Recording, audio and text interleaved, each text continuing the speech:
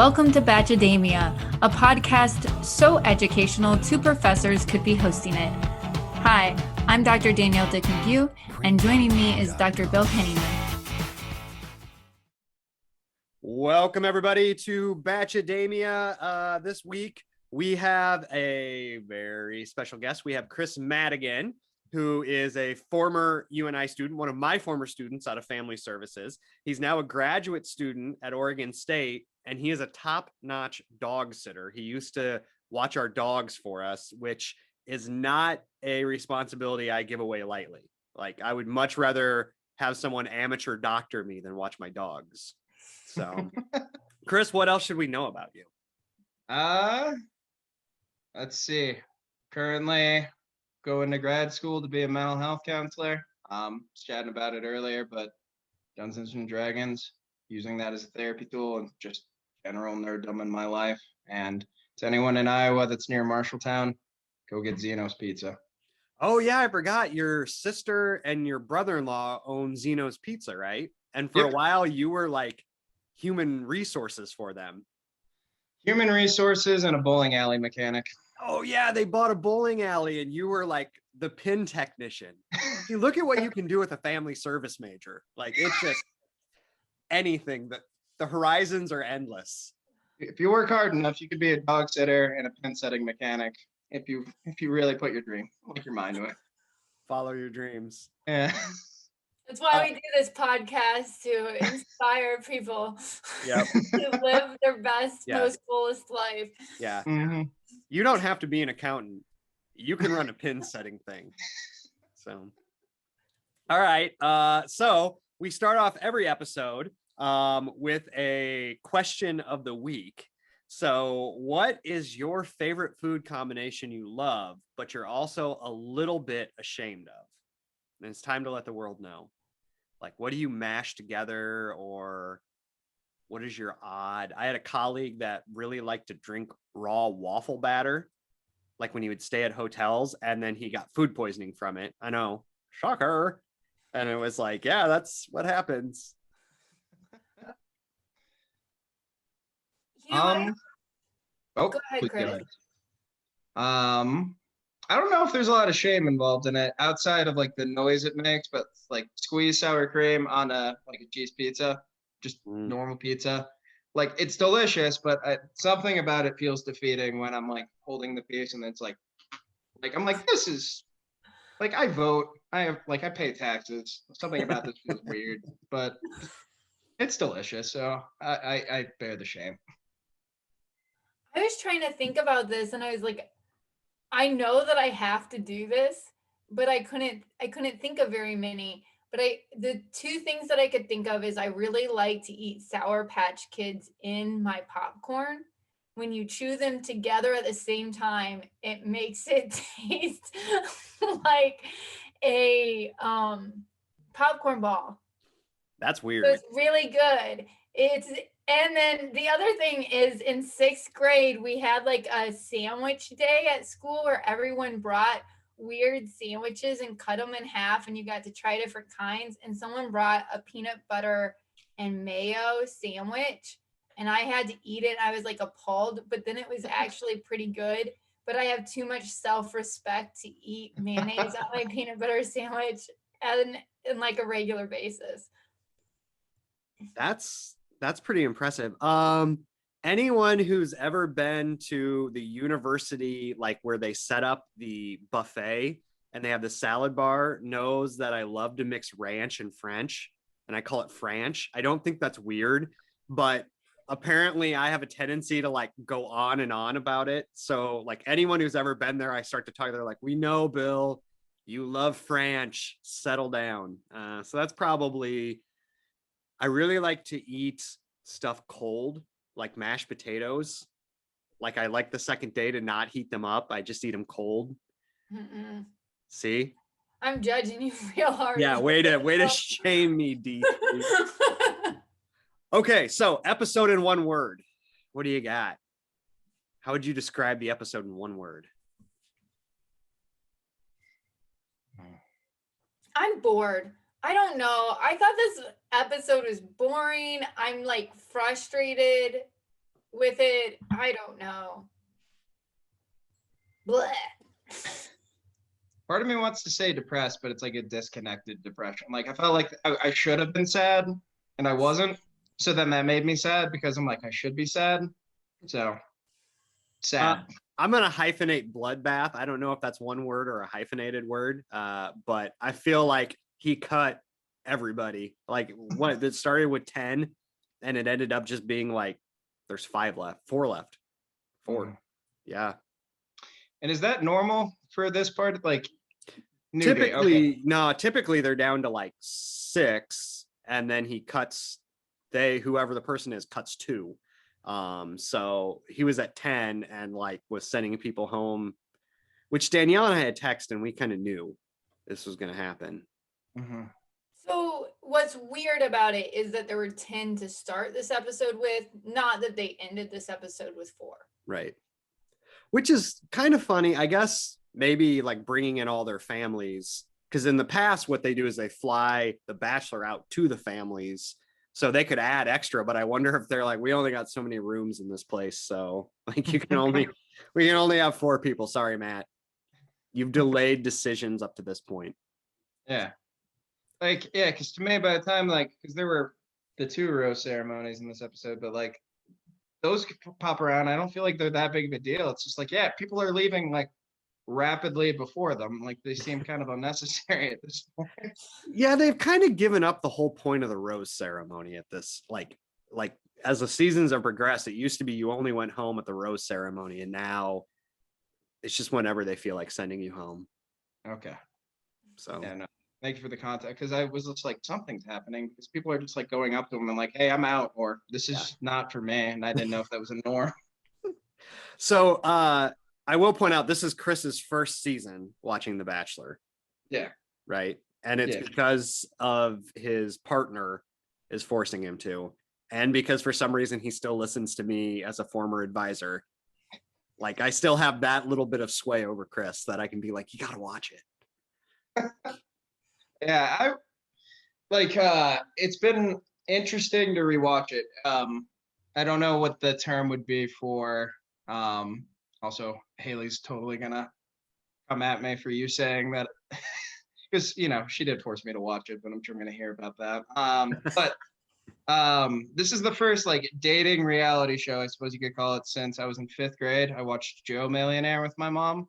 Oh yeah, Joe Millionaire. Yeah. I forgot about that.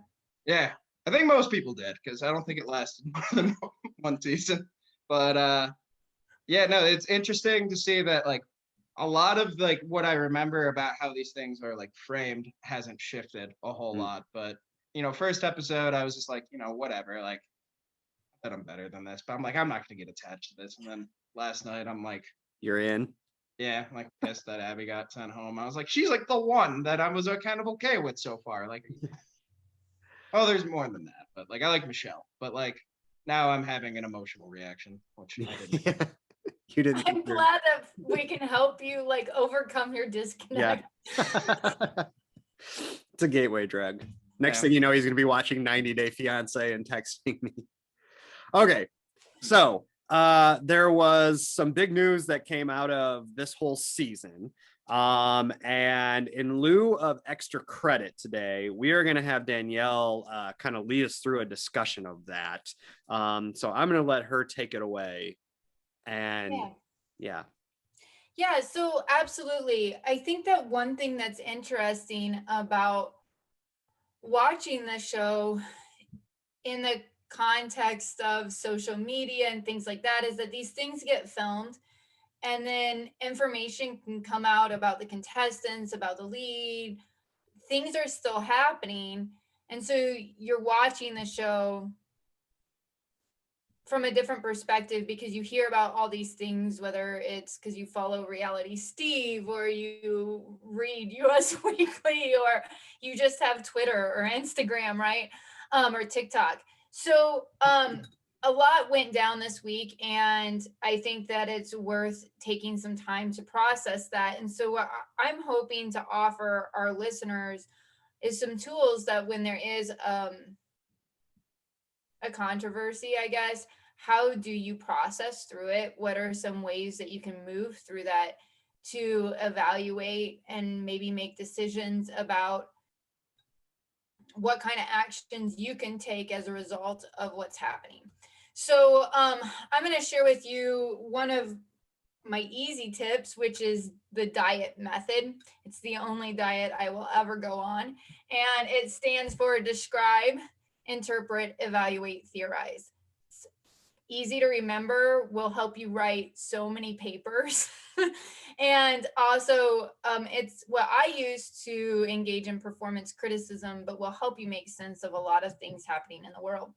So a lot of times, let's say you go to a movie or you watch an episode of The Bachelor, someone says, hey, did you like it? So we jump right away to evaluation, but description is so important, especially in what I will argue is a bit of a post-fact, post-expert era, to just make sure that what we're seeing and describing what we're seeing is the same is important. So I'll just put that there. So what happened? So photos of contestant Rachel Kirkconnell emerged, and she was attending an Old South antebellum plantation themed fraternity party. And the photos were taken in 2018. The photographs are her with probably like 20 other women, near as I can tell, all white. Many of their faces have been blurred out in a lot of photographs that you can see now. They're dressed in Old South antebellum themed clothing. So, you know, we might go from there and say, how do we interpret this antebellum themed fraternity party? And to do this, we really want to tend to bodies doing particular things in a particular time and place. But as we do this, we need to recognize that those bodies have histories, how they adorn those bodies with clothing and costumes has history, places have history. So you want to tend to the specifics while recognizing that embedded in those actions and costumes and places are repetitions of meaning that transcend the time and place of the immediate context, which is just like a fancy way of saying you need to deal with what's immediately in front of you, but recognize that there's histories connected to those things too. So connected to this party is this fraternity who hosted the party. And this fraternity has a reputation of being racist to begin with. They revere Confederate leader and General Robert E. Lee, who supported slavery, eventually did renounce slavery, but still opposed racial equality. I think that Rachel Lindsay said something really good in one of the podcasts. She said, if I were to attend this party, what role would I play as a Black woman? I thought that was a really, like, one of those things that made you pause and be like, if you've never thought about that, you know, if you come from a place of privilege, like that's a comment that I was really like, wow, I never thought about that, but you know, it helps you understand. Yeah. And so, you know, for me, I think that asking questions is sometimes more powerful than trying to formulate answers. So some questions that I would continue to consider is, what do events like this preserve? Or I'll sometimes say, what do they uphold? And by that, I mean, what norms, values, beliefs are they working to maintain or push up against? You know, what parts of the past are remembered through these events? What parts of the past are ignored? Who gets to participate? Who doesn't?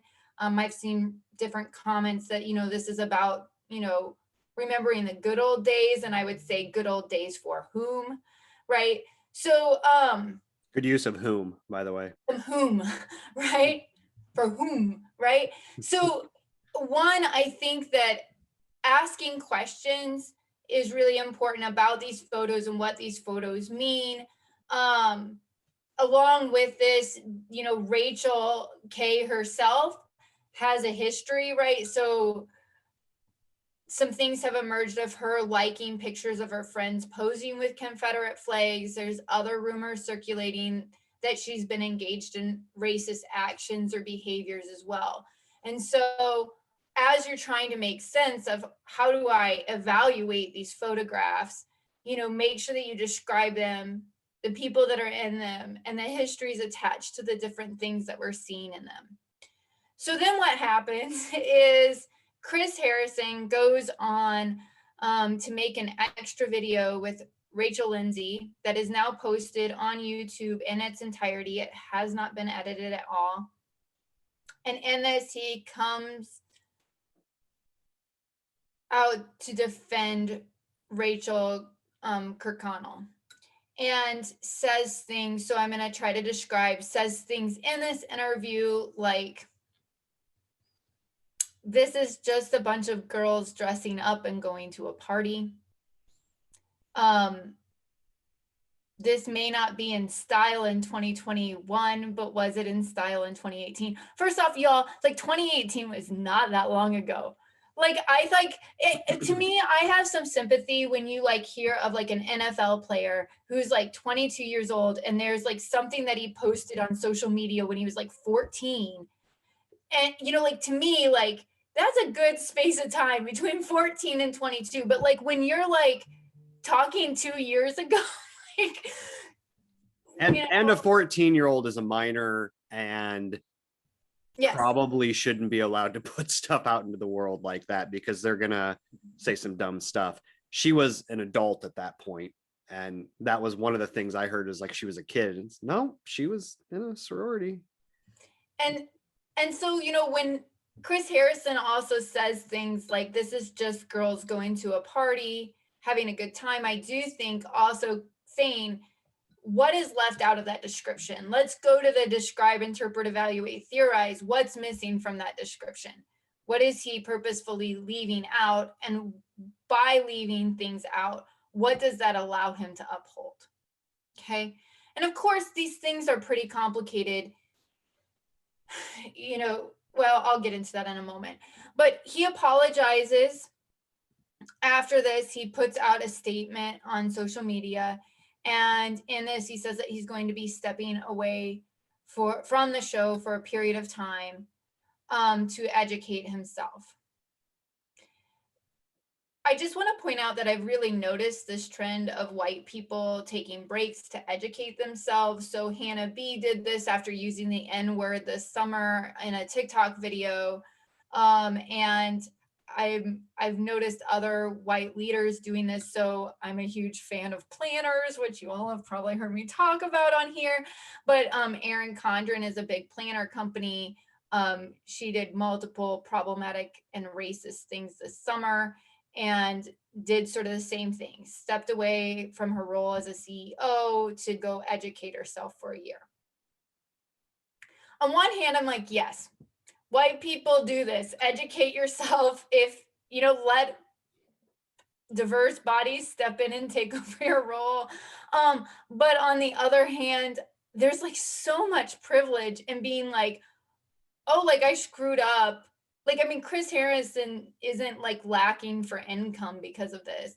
I screwed up. So like, I'm just going to hide for a while until this, like, I don't know. I don't know what the other option is, but I'm really uncomfortable with the privilege of sort of saying that you're just going to walk away for a bit and educate yourself. And like I said, like, I don't know what I think the alternative solution is, but I just want to point that out. There's a little bit of, it seems like a little bit of feeling of like, hopefully people forget too. Like people forgive after a little bit. And that was my take on it. Absolutely. And I mean, and I do think that companies in particular have used this sort of method too, to, I think, make sure that they hold on to customers or in this case, fans. And so like, I understand that as a business perspective in certain ways, but like, I am just also just really struck by how easy that is, or like educating yourself is hard work, but like it's not as hard as dealing with racism all the time. And so like I don't know, I have mixed feelings about this. And I do think that for a lot of people, the problem with Chris Harrison's defense of Rachel and some of the conversations is that it's not enough to be not racist, that you need to be actively anti-racist. And this concept, anti-racist, has become really popular and was coined by Ibram Kendi in his book, How to Be an Anti-Racist, which I recommend. His book Stamp is really wonderful too. But it's this idea that if you aren't, that anti-racism, to be not racist, requires intentional, conscious, continuous acts to make sure that we are cultivating a culture that does not uphold white supremacy, that is more equal. And so it requires a consistent effort. It's not enough to say we have a Black lead on this franchise, so we're not racist anymore. It's not enough to say, oh, well, I don't say racist things. I don't use the N-word, so I'm not racist. But that doesn't mean that you might not be supporting policy systems, practices that are perpetuating white supremacy, even if you aren't actively being racist. So I think that those conversations are really important ones. I do think that we need to think about, there's lots of conversations around cancel culture right now. My hot take on that is cancel culture isn't anything new. Both sides practice cancel culture. The concept of a boycott is not like something new, but I do think that how that functions in the digital age is a little bit different. But I do think that we need to ask ourselves collectively, like, how do we hold people accountable while also giving them room to change and grow? Because we want people to make progress. So I want Chris Harrison to educate himself, but I also need to hold him accountable for his actions. How do we hold a franchise accountable while still supporting a season with a Black lead and a diverse cast, right? What does it mean if I just shut off the show at this point? So how do you do that? If I continue watching, am I being not racist instead of anti-racist, right? So I think that these are all questions that we need to work through. And so that's what I've got. I think you summed it up well. Chris, anything to add?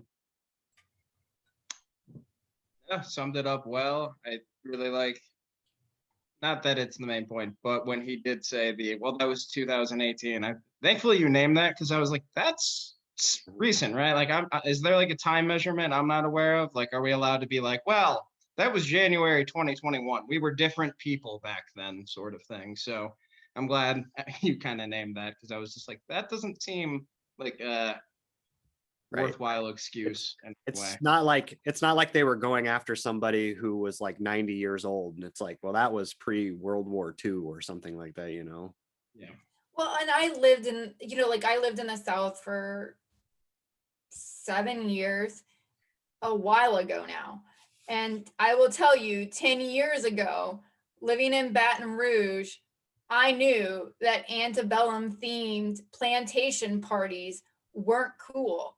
Right. And so I don't know that I think that something happened in 2020 with George Floyd that made me more woke, right? In terms of understanding the problematics of those events. I just think that maybe we are talking about race in a slightly different way than we were in 2018, but I think that we also had the tools to work through that situation just fine back then.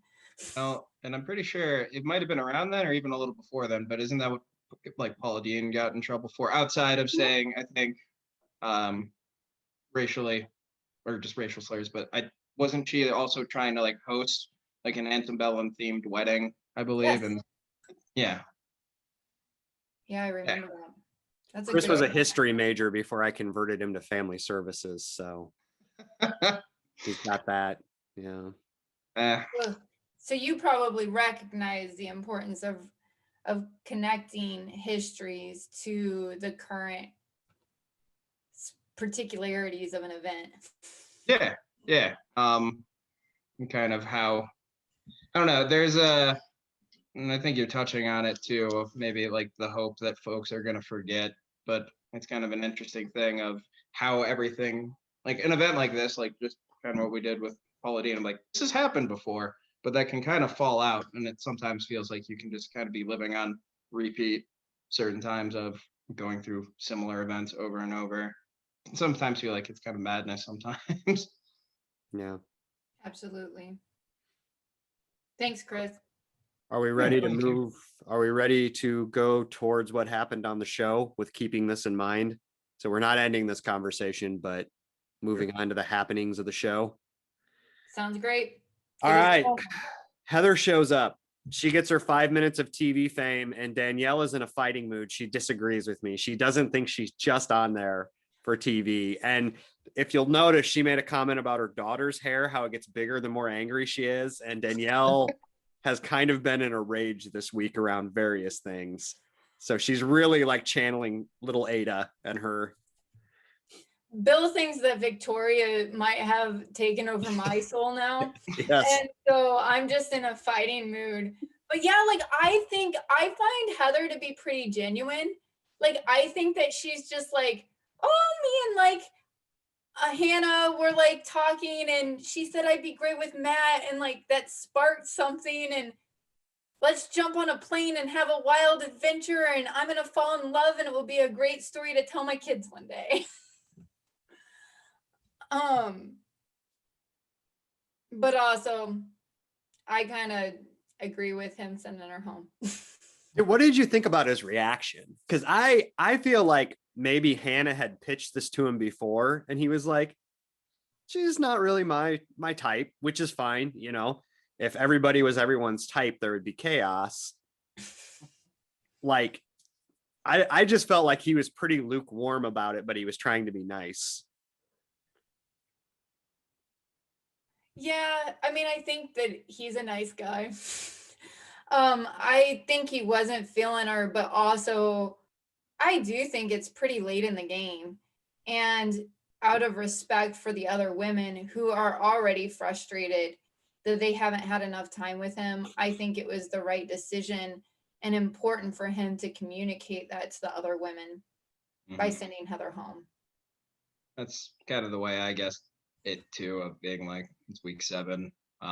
Even if there was interest, like there's no way anyone else that's there is probably going to be handling that super well, super understanding of being like, oh yeah, I get it. Like, especially the 2 that hadn't had a one-on-one date with him, just like, sure, bring in an extra person. Why not 2 at this point? Let's just keep this going, kind of thing.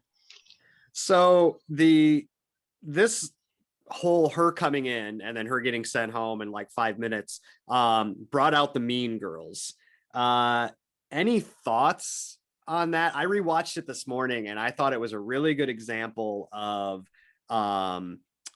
like, I don't think any of the girls are quote unquote mean except for maybe Serena C. I feel like maybe she is just a mean person, but I feel like the default has been to be mean to anyone new, and they all seem to just be playing their part now.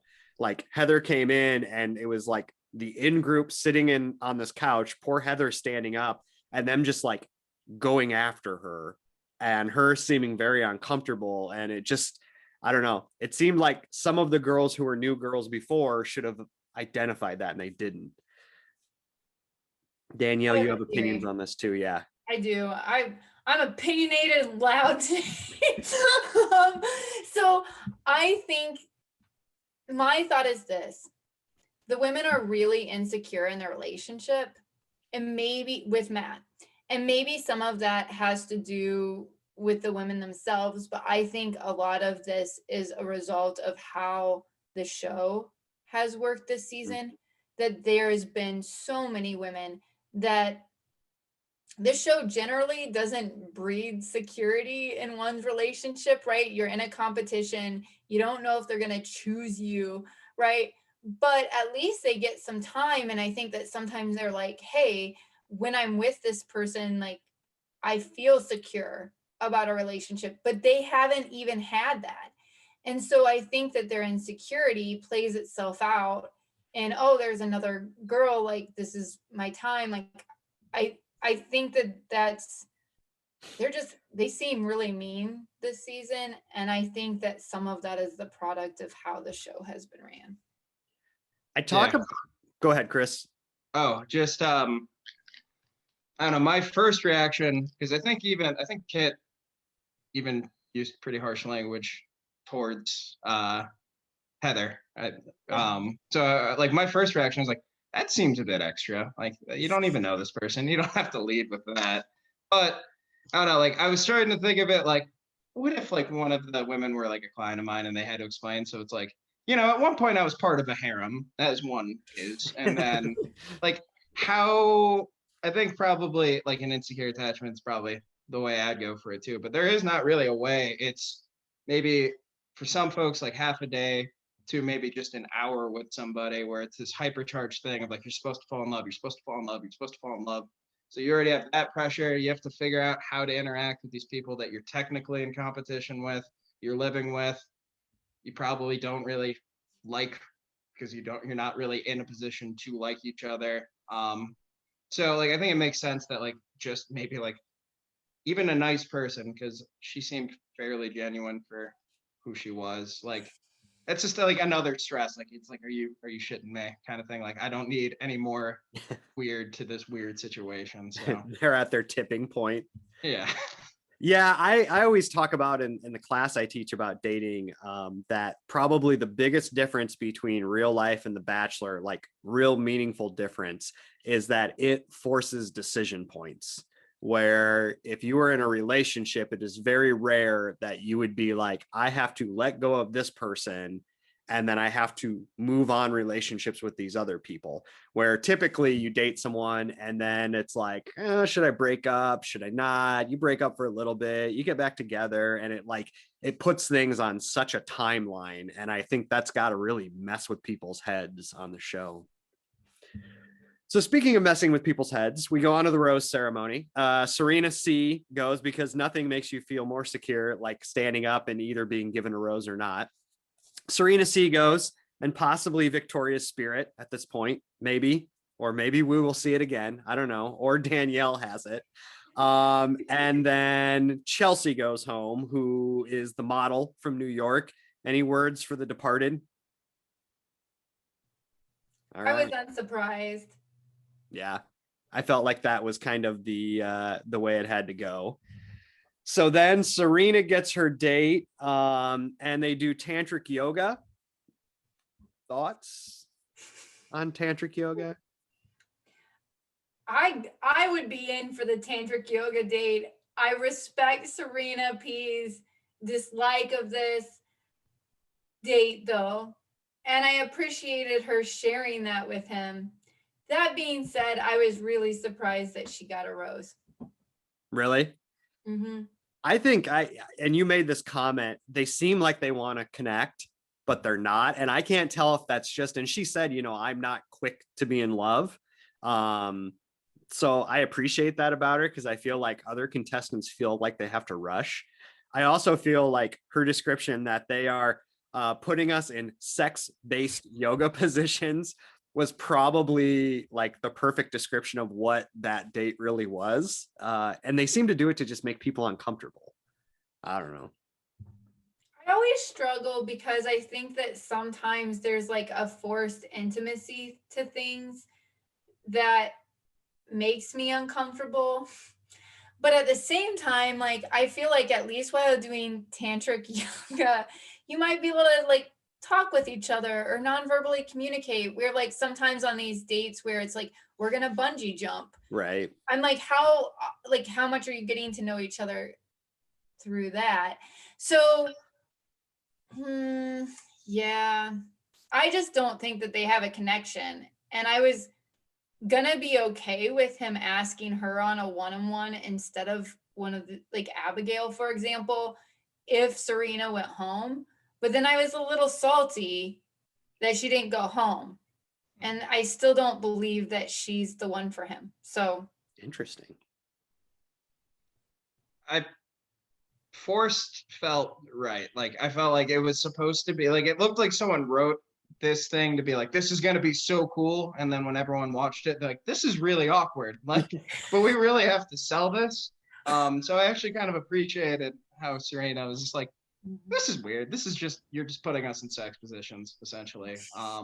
But I could see that being a cool date for like an established couple, but like I don't know. I don't think that would work necessarily, kind of in the Bachelor format, especially when like the intent of the date was to get to know like them. Like I feel like I'm not connecting to this person, so let me lay on top of them, see if that really gets the conversation moving. Like the logic didn't really work out for me there, but I feel like every couple seasons they do this, and it's never been like, yeah, like it just seems like an intimate moment that you do with your partner. And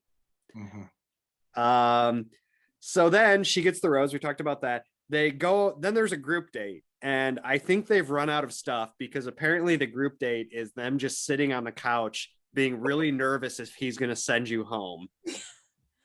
So Bree sits down first, says she quits her job. I felt like that. I will jump out first and say I felt like that was manipulative.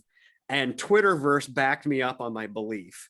I did a poll and we had about 90 responses, I think. And about 68% of people thought it was manipulative. 20% thought it was, no, let's see, 35% thought it was like other, and then 15% thought no, it wasn't. Any thoughts on Bree? And she ends up getting the hometown date, which I did not see. Like, I think I had everybody else pegged pretty well, but that was one that I was just like, whoa, I didn't see her rising to the top. Well, you know, Bill, thanks for having me here on this podcast. I had to quit my job in order to be here, so I hope you appreciate the sacrifice. I took it like, one, I put it in any other context, that'd be like a screwed up thing to do, even in like a game show where there's a lot of, I'd say, tertiary factors we're probably not taking into consideration of, yeah, like you have to leave your job for a few weeks. Tertiary. Chris is pulling out the thesaurus today. You got a lot of learning done up there at Oregon State. I didn't teach you that word. Actually, you did. Or, well, yeah, because you would teach us about tertiary, like, services. Oh, God. I'm smarter than I thought. Wow. Yeah. Give yourself credit.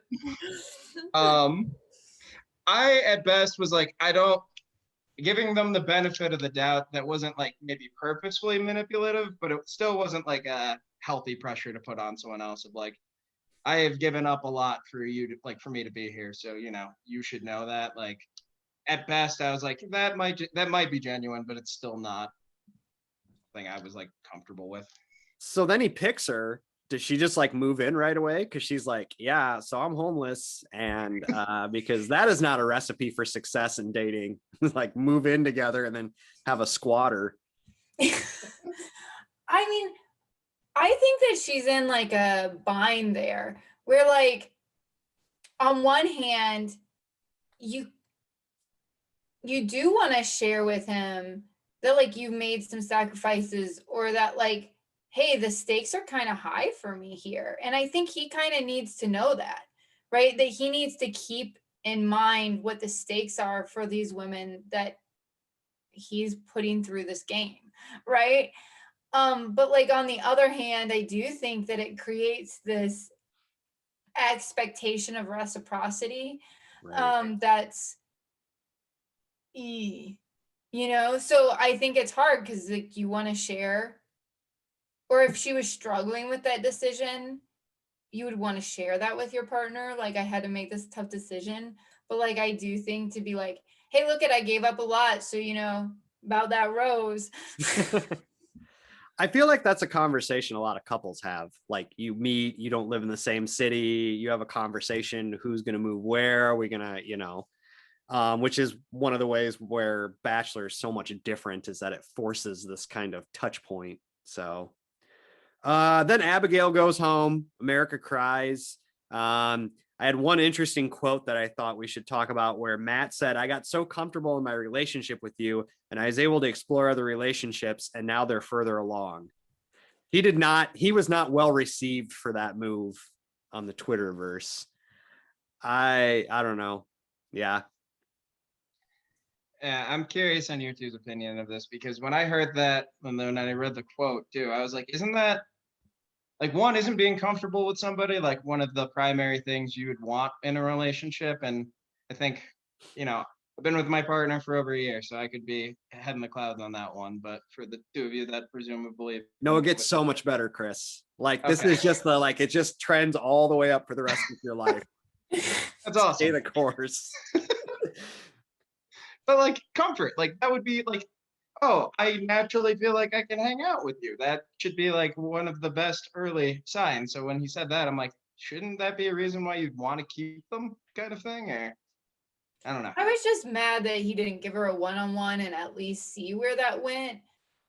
Because I do feel like they had a connection, or I'm like, did you just like forget about her and be like, oh, sorry, I made other things and I forgot to ask you on a one-on-one. And so like now, sorry, just not there. Like, I'd be frustrated if I were her too, because I felt like she was really patient. And you could feel in that conversation that what she really wanted to ask was like, well, why didn't you give me a date? Yeah. Someday I'm going to write a research article called Dudes Looking for a Way Out. And it's just going to be like quotes from like really bad excuses why guys don't like use to break up with women, instead of just saying, I don't think it's going to work out. Like, I thought that was just such a, like, I like you so much that I found other girls that I liked, and it's kind of your fault. Like, yeah. So Rachel got the rose. Thoughts on Rachel getting the rose? I mean, it's hard to watch this in the context of everything Right. that's going on. And I can't help but feel like not only do I think that they have a strong connection, I am deeply suspicious that she wins this thing. That she's who he chooses in that part of the franchise. And Chris Harrison's defense of her is because they need people to be excited that he chose her at the end of this. Right. It definitely sets up a hometown that is interesting, because I would imagine she has family ties that are probably pretty ingrained in what's in her beliefs, and it'll be interesting to see how that plays out. Kit talks to Matt and says that she's going to wait until she's ancient to have kids at the ripe age of 25. And then Kit dumps Matt. Kit makes me uncomfortable and go. Like, I don't know what it is about her, but she just makes me kind of cringe. I think she knew she was going to get dumped, and so she dumped him first. That's that. I think that's a valid move in life, though. Like, if you know it's going to happen, like, you get before you get got. I'm fine with that move. Good for her. That's better than having him be like, I liked you so much that I found another girl and now I like her more. So basically it's your fault, Kit. Oh no, I'm going to drag it out. I'm going to make you dump me. You're buying them puppies and kittens and writing them like poems. Oh my goodness. Hopefully he uses clear and concise language. Just like, oh, I thought you wanted me out of the room. You wanted me out of the mansion. Oh, okay. But we have a date later, right? Oh, you want me off the show. Okay. It's because we're getting married after this, right? Like, yeah. You didn't feel them going anywhere. No. She knew it. Sometimes I'm surprised that other people don't sense that. Yeah. And he didn't fight it either. Although, let's talk about when he walks women out. What is him doing that weird, like several women he's walked out while he's got his like arms around him and they're like back walking out. He also like has a weird thing with grabbing thighs while he listens. And I'm not a woman, but as a guy, I would not want someone to do that to me. Like, I'd be like, why are you touching me? Like, I've always wondered if they get coaching from the show to touch people, because it is so common. Like, even on the very first night, they'll be sitting there and like they'll have their hands on each other's legs. And I'm like, never in real life have I just like met someone and been like, on a first date. Yeah. You know, Like, and I just wonder if they're like, hey, there's nonverbal research that shows touch is going to increase intimacy. So like you need to touch these people. Yeah. And your thigh is a very intimate part too. It's not like it's like a hand or like a shoulder or, and you're in a dress, so it's bare skin. Yeah. So then he takes Jessenia on Fast and the Furious 27, Upper Pennsylvania Drift. For any of you Fast and the Furious fans out there. Thoughts on that date? Chris, were you really into this? It was okay. I mean, anything to me is better. I think it was like the second episode.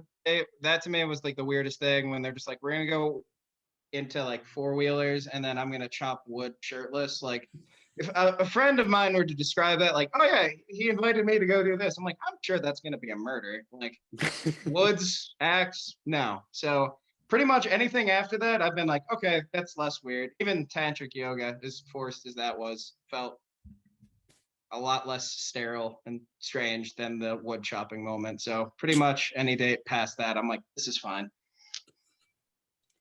I'm a talker, so like I can't talk to you while driving this loud car. I don't know. Whatever. I was also very afraid she was going to get a burn from sitting on the hood of the car. Like, I hope they let it cool down because that's like, that could be hot. Like, yeah, I never felt like Jessenia and him had a connection. And so I just felt like I knew where this date was going. So when she's like, I'm falling in love with you, I'm like, really? And then when he breaks up with her, I was like, girl, like, how did you not see this coming? She took it pretty well. Like, I felt like she knew. I feel like when they take it really well, it's like he kind of knew. And I'm sure at that point, like, you were going home anyways. Like, they're all kind of like, it's almost over. I'm sure they're kind of like, well, I can get on the flight earlier and, get back home. Also the face masks. So they had the bag collectors in the past. It was just, now they look like executioners with their like face mask when they walk in. And final rose ceremony, Pieper goes home. I appreciated that Pieper wanted nothing of him, like giving her like back touching, like she was just like fucking door walk. I appreciate that. I wasn't surprised that Pieper went home either. Really? I've never felt that their connection is strong as some of the, like, because like I actually think I've seen a lot of connection with Bree or Michelle or Rachel for that matter, and I just haven't felt it as strongly with Pieper. Wow, I really misread that. I really thought he was into Pieper. I don't know, if you rewatch it and you watch like the rose ceremony, like you can tell that she kind of knew. Like the other two were nervous, but she was just like 1,000 yards staring, defeat kind of look. So like to me, that wasn't as big of, like, going in, I wasn't sure until I saw kind of her body language, but like that was kind of my impression too, that she was probably not going to make it. Well, and I also wonder if she was just over it at this point too, when he took time away from her to talk with. Yeah, she was pissed. Mm-hmm. Yeah. I appreciated her walking out and saying, what the F? Like, that would be my reaction too. Like, yeah. Yeah. So predictions on hometowns. I think that Serena P is not all in, and I think that that's going to start showing itself. Mm-hmm. I appreciate that there are 3 people of color and that the show did not like somehow force in, one person of color and it became a like one versus them. Like, I feel like the people he's picked, he legitimately has a connection with or thinks he does. I don't feel like, maybe you guys might, but I don't feel like there's anyone there that I'm like, oh geez, they're just making him. Yeah, I agree with that. Yeah. Episode and a statement. What do you got? Before that, let me tell a story about Chris. When I was teaching a class on dating, I had this crazy idea that I was going to have my students set up a dating profile for somebody. This was after Chris graduated. So I text Chris, and because he is the most game person I know, he was like, sure. So he showed up to class and they asked you questions for like 2 hours to set up a dating profile, and then took pictures of him. And then they like presented like these dating profiles to him. And then did you ever use them? Is this your partner now? Is this how you got her? Is this how you got her? Just lie. Just lie and be like, yes, Bill. I used the research. I found my partner through gratuitous. Yeah, no, I can't lie, Bill. I have the research. I appreciated it, but I just ended up meeting her in class. It was kind of uneventful. I mean, but I love you. Such a better story to tell your kids if it would have been like me. Mm-hmm. Yeah. Yeah. No, that was a lot of fun though. It was cool to like have yourself be used as the reference kind of thing. All right. Sorry. I detoured. That's great. Episode and a statement. I'll riff off of your episode in a word, Bill, and I'll go bump, bump, bump. Another one bites the dust. I like it. That may be the first song lyrics to describe the. I've now sang on the internet. That's terrifying. It was good. Thanks. I did vocal warm-ups before this. With a voice like a songbird. Bill, I know it's not technically related to the episode, but doing the kid of maybe reading the room, realizing you're going to get kicked off, and then just saying you kind of quit. I don't know if I can do that in a statement, but just, sometimes in life you have to get the situation. So that's what I'm going to walk away with here. Sometimes in life you got to get the situation. Mm-hmm. I like it. I think wrap it up. Like, I feel like we are all kind of like everything with this season. People are kind of over it. And like the whole thing, with Rachel. And I feel like Matt's not getting to actually have his season. I'm hoping what comes from this is that good conversations and people learn. And there's some real change that happens. But yeah. I also really liked the singer they had, and I appreciated that it wasn't another country band with like 4 white people. Like, that was good. Aloe, was that his name? He was great. Aloe Balek. Yeah, I thought it was really good. Yeah. Do you all have someone you're rooting for right now out of the 4 remaining? Oh, Chris is taking control of the episode. I like it. Michelle. Yeah, Michelle. I think him and Michelle seem like they have a really good connection. I think they both are deep thinkers, and also the push-ups at the end she did, I thought was pretty bad. And he was looking at her like a snack. Like when she was doing that, you could tell he was like, yeah, okay. So, all right, Chris, the floor is yours. Shout outs. Anything to say? Anything you want to?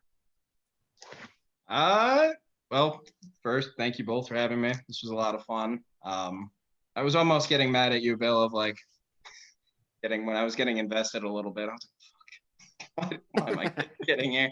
But I am appreciating it. And then, to my partner, Haley, just, I love you. And whoa. Yeah. Happy Valentine's Day, Haley. Not everyone gets a shout out on a mid-level podcast. My mom will be very impressed with you saying you love her. That's it. Everyone have a good weekend. Thank you, Danielle, for leading our discussion. That's awesome, Chris.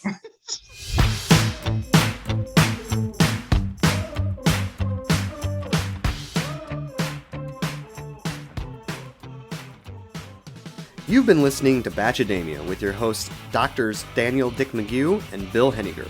All opinions expressed on this show are solely the opinion of the person who spoke them. If you like our podcast, please consider following us, leaving us a 5-star rating, and a positive review wherever you listen to your podcasts. Also, please share with your friends, family, and other ardent Bachelor content lovers. If you have comments or questions you would like us to address on the show, you can email us at batchademia@gmail.com or on the Twitter with the handle @batchademia. Thanks for listening.